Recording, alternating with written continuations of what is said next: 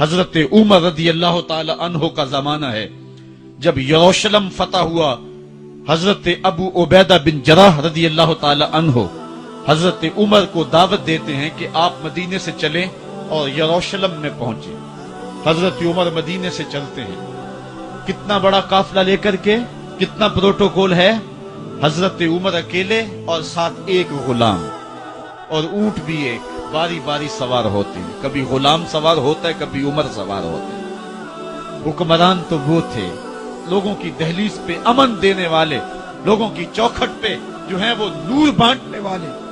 آج کے حکمرانوں نے تمہیں رمضان المبارک کے اندر لوڈ شیڈنگ کا پیکج دیا ہے، اور آج بچے بھی تڑپ رہے ہیں اور جوان بھی سسک رہے ہیں، اور ماہ سیام میں جن اذیتوں میں قوم کو مبتلا کر دیا ہے وہ کسی سے مخفی نہیں ہے۔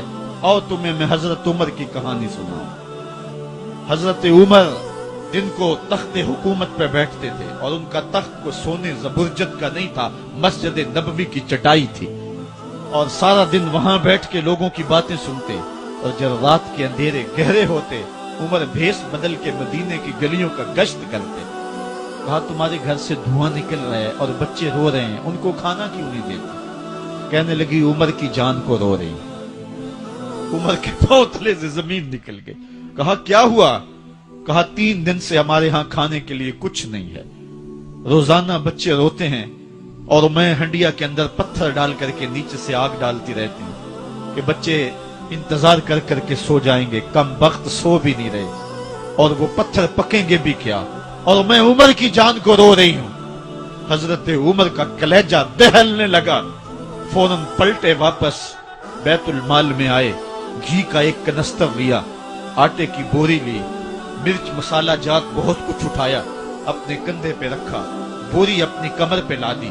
عمر بیت المال سے نکلے تو آپ کے خادم اسلم نے دیکھ لیا، آگے بڑھا، کہا میرے آقا میں اٹھاتا ہوں۔ عمر کی آنکھوں میں آنسو ہے۔ کہا اسلم قیامت کے دن میرا بوجھ اٹھا لو گے؟ کہا قیامت کے دن تو اپنا اپنا بوجھ اٹھانا پڑے گا۔ کہا عمر کو آج اپنا ہی اٹھانے دو۔ حضرت عمر وہ گھی کا کنستر اور وہ آٹے کی بوری سر پہ اٹھائے ہیں، اور اس خاتون کے گھر جاتے ہیں اور دستک دیتے ہیں۔ وہ جب دیکھتی ہے اس کی جان میں جان آ جاتی ہے۔ کہا جلدی جلدی آٹا گوندو، اور عمر سبزی کاٹنے لگ جاتے ہیں۔ حضرت عمر رضی اللہ تعالی عنہ سبزی تیار کر دیتے، ادھر آٹا گند جاتا ہے، اور پھر اوپر چولہا رکھا جاتا ہے، چولہے کے اندر آگ رکھی جاتی ہے، وہ کھانا پکانے لگتی ہے، آگ بجھتی ہے۔ تاریخ نے لکھا ہے آگ بجھنے لگتی ہے، عمر جھک کر کے پھونکے مارتا ہے، عمر جھک جھک کے پھونکے مارتا ہے۔ کھانا پک گیا اور بچوں کے سامنے کھانا رکھ دیا، بچے کھا رہے ہیں۔ اب بچے رو رو کے نڈال ہو چکے تھے۔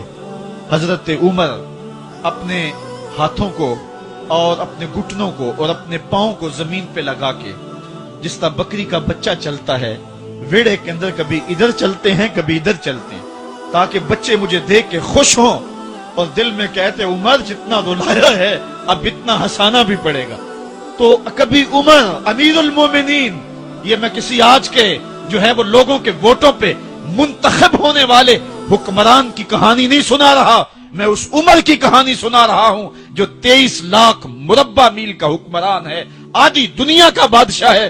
حضرت عمر جو ہے جس طرح بکری کا بچہ چلتا ہے، اس طرح اپنے ہاتھ اور اپنے گھٹنے زمین پہ ٹیک کر کے جو ہے وہ اس طرح چلتے ہیں۔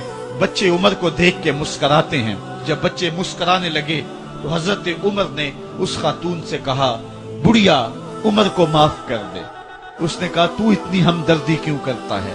کہا عمر بیچارہ بڑا پھنسا ہوا ہے، فکر ہے اس کو یرموک و فسطاط و حلوان کی، جب فتح ہے مصر تو تیاری ہے ایران کی، آتے جاتے وفد سے ملاقات بھی کرتا ہوگا، آتے جاتے وفد سے ملاقات بھی کرتا ہوگا، اور شب کو معلوم حالات بھی کرتا ہوگا، کانٹوں میں الجھی ہوئی بیچارے کی جان ہے، نیند اس کو بھی آتی ہے، آخر وہ انسان ہے، میری بہن عمر کو معاف کر دے۔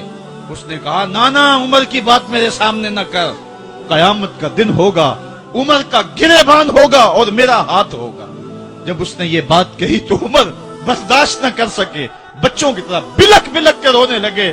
کہا وہ بد نصیب عمر تیرے سامنے ہے، آج ہی کہلا جو کہنا ہے، قیامت کے دن مجھے معاف رکھنا۔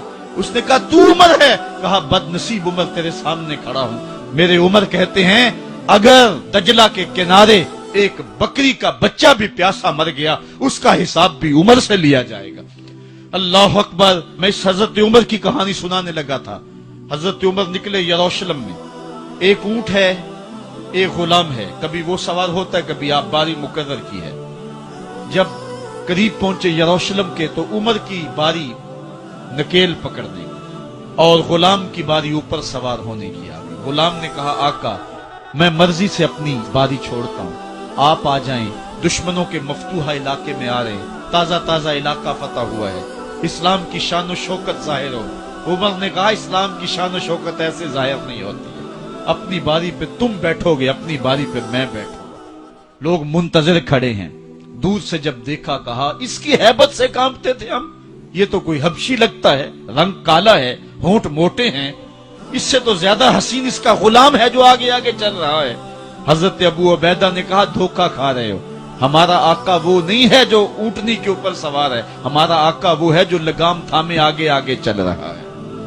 حضرت عمر رضی اللہ تعالیٰ عنہ کو آگے بڑھ کے جابیہ کے مقام پہ حضرت ابو عبیدہ بن جراح نے استقبال کیا تو حضرت عمر آگے بڑھے اور انہوں نے آگے بڑھ کر کے حضرت ابو عبیدہ کے دونوں کندھوں پہ ہاتھ رکھا اور سنو حضرت عمر نے کیا کہا، کہا لا الہ الا اللہ انا کنا اذل قوم فاعزنا اللہ بالاسلام۔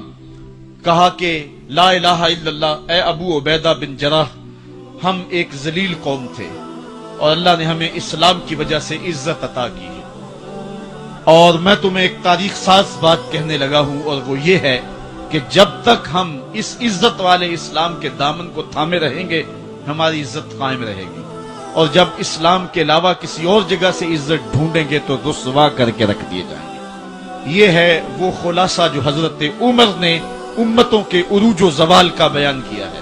اس امت کو جو خیرات ملی ہے تخت و تاج کی، وہ پینٹاگون سے نہیں ملی، وہ واشنگٹن سے نہیں ملی، وہ وائٹ ہاؤس سے نہیں ملی، وہ محمد عربی کے جوڑوں کا صدقہ ملی ہے۔ اس لیے جب ہم نے اسلام سے انحراف کیا، پاکستان حاصل کیا گیا تھا، پاکستان کا مطلب کیا؟ لا الہ الا اللہ۔ ہم نے اس نعرے کو چھوڑ دیا ہوا ہے، ہم نے انحراف کر دیا ہے۔ آج ہماری نظریں مغرب کی طرف لگی ہیں کہ تخت و تاج اس سے نصیب ہوتے ہیں اور دنیا کے اوپر ہم رسوا ہو کے رہ گئے۔ ہماری پستی، ہماری زبوحالی، ہماری ذلت کا سبب یہ ہے کہ جس جگہ سے ہمیں عزت ملی تھی ہم نے وہ مرکز ہی چھوڑ دیا ہے۔ اس مرکز حیات کو، اس مرکز زندگی کو، اس مرکز عزت کو ہم نے چھوڑ دیا ہے اور دنیا کے اوپر ہم رسوا ہو رہے ہیں۔ انہی حضرت عمر کی کہانی ہے۔ وادی تہامہ سے گزر رہے تھے کہ بچوں کی طرح بلک بلک کے رونے لگے۔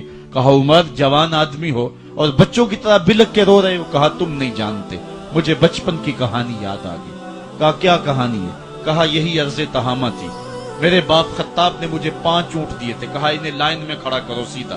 میں آگے والا سیدھا کرتا تھا، پیچھے والا ٹیڑھا ہو جاتا، پیچھے والا سیدھا کرتا، آگے والا ٹیڑھا ہو جاتا۔ میرے باپ خطاب نے مجھے بڑا مارا۔ کہا ایک عرب کے بیٹے ہو کہ تم سے 5 اونٹ لائن میں کھڑے نہیں ہوتے؟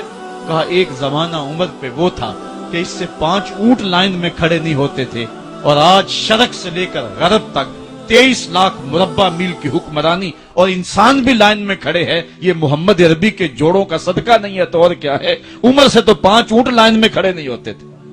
تو یہ عزتیں، یہ تخت و تاج، یہ حکومتیں ہمیں حضور کی دہلیز سے ملی۔ جب ہم نے اس دہلیز کو چھوڑ دیا تو دنیا کے اوپر رسوا ہو گئے اور ذلیل کر کے رکھ دیے گئے۔ آفاق کے ہر ہر گوشے میں قرآن سنا کر دم لینا، اب رکنا نہیں، اب تھمنا نہیں، فردوس میں جا کر دم لینا۔